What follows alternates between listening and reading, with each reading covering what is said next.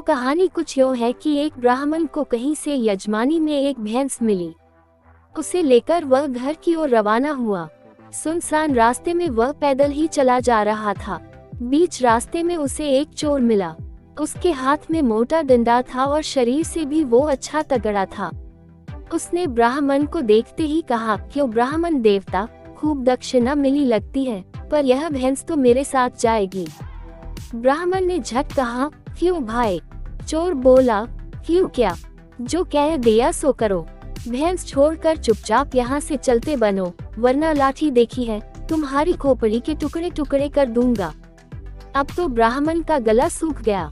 हालांकि शारीरिक बल में वह चोर से कम नहीं था, पर खाली हाथ वह करे भी तो क्या करे।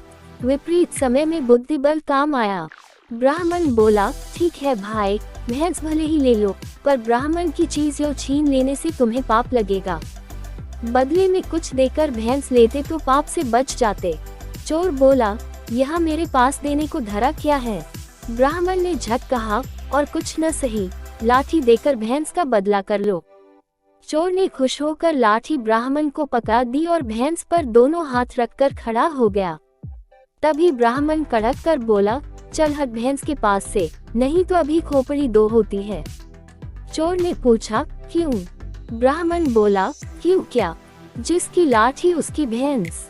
चोर को अपनी बेवकूफी समझ आ गई और उसने वहां से भागने में ही भलाई समझी। किसी ने सच ही कहा है कि जिसमें अक्ल है उसमें ताकत है। तो अब समझे कि यह कहावत यहीं से शुरू हुई, जिसकी लाठी उसकी भैंस।